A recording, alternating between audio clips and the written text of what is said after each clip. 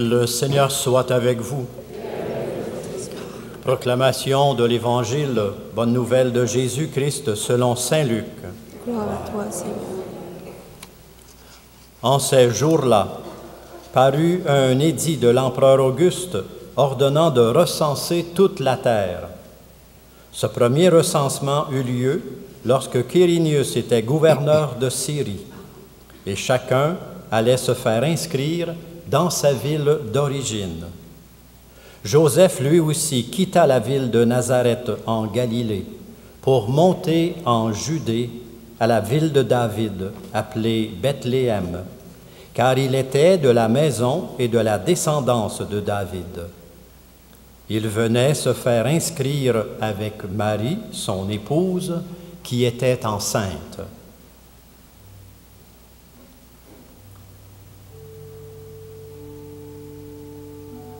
Or, pendant qu'ils étaient là, arrivèrent les jours où elle devait enfanter. Elle mit au monde son fils premier-né. Elle l'emmaillota et le coucha dans une mangeoire, car il n'y avait pas de place pour eux dans la salle commune. Ô nuit d'espoir, sainte nuit, l'espérance a reluit, le Sauveur de la terre est né. C'est à nous que Dieu l'a donné. Célébrons ses louanges, gloire au Verbe incarné.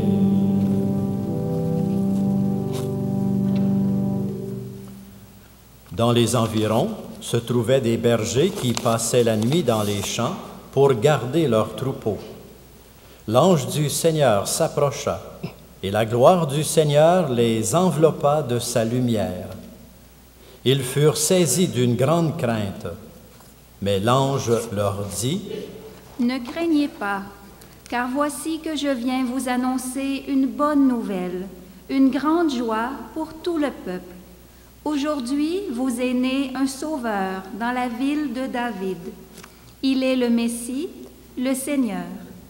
Et voilà le signe qui vous est donné. Vous trouverez un nouveau-né emmailloté et couché dans une mangeoire. » Et soudain, il y eut avec l'ange une troupe céleste innombrable qui louait Dieu en disant: « Gloire à Dieu au plus haut des cieux et paix sur la terre aux hommes qui l'aiment. »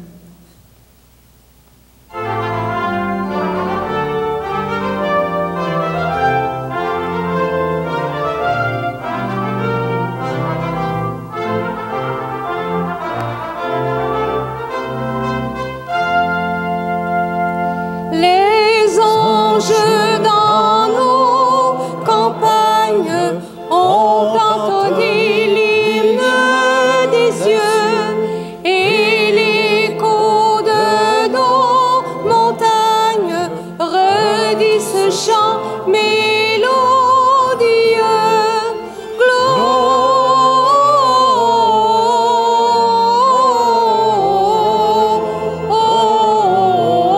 Gloria in excelsis Deo.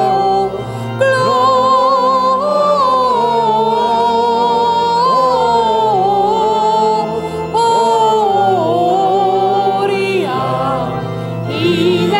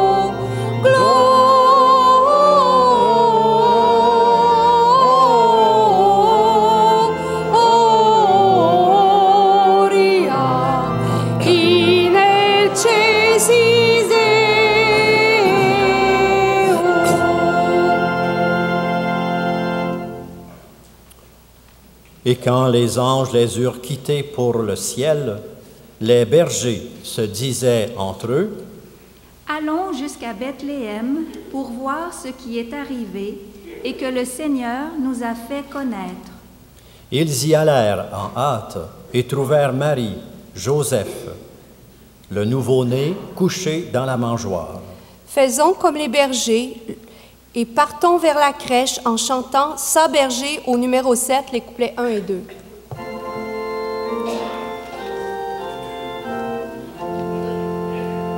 Sa berger, assemblons-nous, allons voir le Messie. Cherchons cet enfant si doux dans les bras de Marie. Je l'entends, il nous appelle tous au sang digne d'envie. Laissons là tout le troupeau qu'il erre à l'aventure,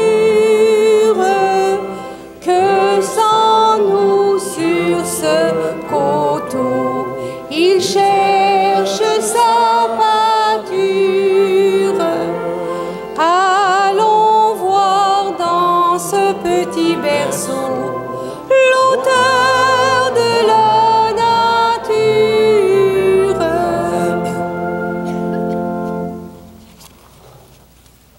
Après avoir vu l'enfant, les bergers racontèrent ce qui leur avait été annoncé au sujet de cet enfant.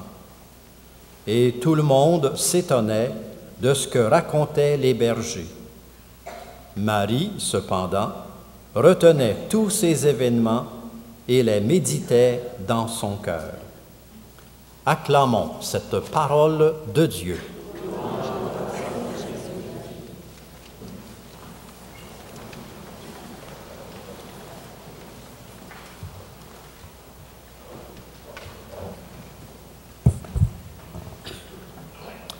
Mes amis, quand j'étais enfant, le jour de Noël et durant le temps des fêtes, on entendait parler beaucoup du bon vieux temps. Le bon vieux temps. Et je me rappelle, pour moi, le bon vieux temps, dans le temps des fêtes, c'était évidemment ma première communion, la première fois que j'ai assisté à la messe de minuit. C'est un peu vague, mais je me souviens quand même, peut-être endormi un petit peu malgré tout. C'était le réveillon, c'était tout le plaisir que nous avions, même sans beaucoup de cadeaux, autour de l'arbre de Noël, tout le temps des fêtes. Une partie du bon vieux temps. Quand j'ai vieilli, j'ai commencé à entendre parler d'autres qui étaient beaucoup plus anciens, qui parlaient encore du bon vieux temps. Bien, c'était un autre bon vieux temps encore beaucoup plus vieux. Massicotte, par exemple, a fait des illustrations dans les années 20 du bon vieux temps, dont il s'ennuyait et qu'il voulait absolument qu'on se rappelle. Par ailleurs, quand j'entendais mon père, qui est né au début du XXe siècle, qui parlait des temps difficiles où il tirait le diable par la queue, qui a fait sa 4e année à l'école Durand parce qu'il n'y avait pas plus que ça qui se donnait dans la paroisse, qui a commencé à travailler dans les chantiers à 13 ou 14 ans pour gagner sa vie et aider le reste de la famille à vivre, qui a vu un de ses petits frères mourir à 10 ans parce qu'il n'y avait pas le moyen de le faire traiter. J'ai commencé à me poser des questions sur le bon vieux temps. Peut-être un temps beaucoup plus vieux que bon. Mais il ne faut pas casser le fun là. Continuons quand même, parce que c'est vrai qu'il y a eu un bon vieux temps. Mais plus tard encore, j'ai lu Saint Augustin qui écrit une phrase mémorable qui nous porte à réfléchir. Mes amis, il écrit ça avant l'an 400. Mes amis, le bon vieux temps n'est le bon vieux temps que parce qu'il n'est pas aujourd'hui. Peut-être vrai, ça aussi. On a tendance à idéaliser les bons moments du vieux temps. Et ce n'est pas un défaut.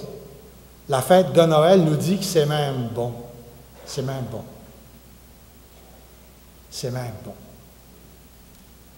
Mais quand même, Saint Augustin qui nous dit, aujourd'hui, ça me ramène à la première parole que Jésus a dite lors de sa première prédication, quand il a fermé le rouleau de la Bible pour la première fois. Il a dit, vous venez d'entendre la parole de Dieu. Cette parole, c'est aujourd'hui qu'elle s'accomplit. Jésus est la parole de Dieu faite chair. Nous venons de le réentendre, tout ce récit de la naissance. C'est aujourd'hui que cet événement s'accomplit.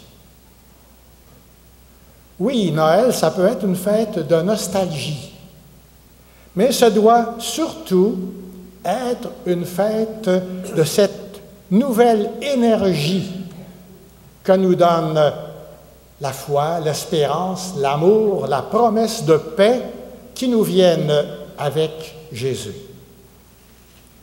Oui, Noël, c'est une fête du souvenir.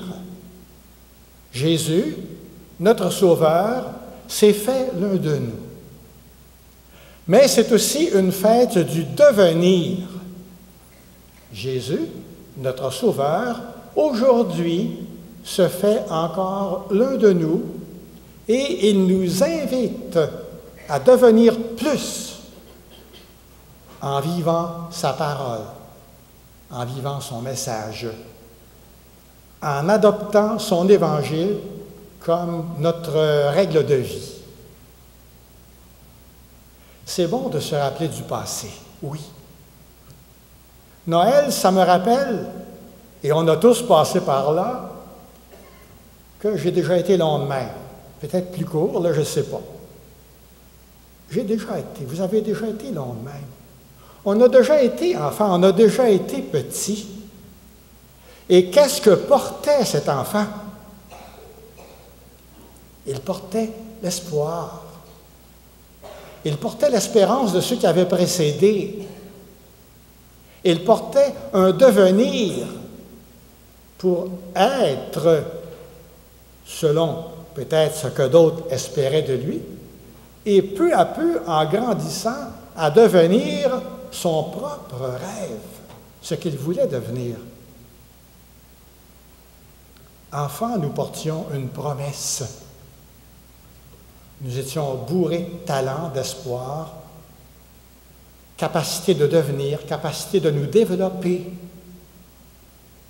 Notre naissance, c'était pas juste nous rappeler que nous avions eu des parents, c'était nous rappeler que déjà, nous portions quelque chose avec nous pour faire grandir, pour aider, pour apporter un message, une vie au monde dans lequel nous entrions. Exactement comme Jésus. Exactement comme Jésus. Aujourd'hui, nous sommes dans un monde blessé, dans un monde qui a ses doutes, un monde qui a ses problèmes. Nous marchons dans des ténèbres, comme au temps de Jésus. Et même au temps d'Isaïe, 720 avant Jésus, c'est toujours l'histoire. Le peuple qui marchait dans les ténèbres a vu se lever une grande lumière. Aujourd'hui, nous avons nos ténèbres, comme dans ce temps-là. Ils sont différents, mais ils sont très parents.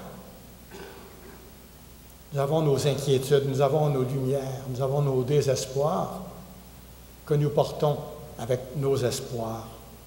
Et le pape François nous rappelait ce matin, dans son message de Noël au monde entier, il nous disait, n'oublions pas, tous ces chrétiens, ces chrétiennes qui sont persécutés en Irak, la moitié des chrétiens sont sortis d'Irak depuis l'envahissement de 2001, de 2003.